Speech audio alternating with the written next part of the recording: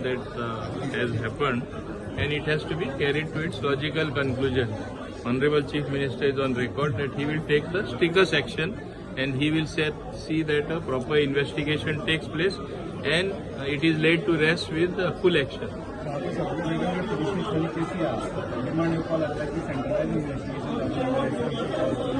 So that is, that the Honorable Chief Minister will decide. That is not my domain.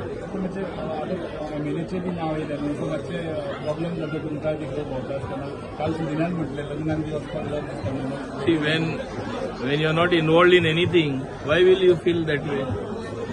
And I am 100% sure government will come clean.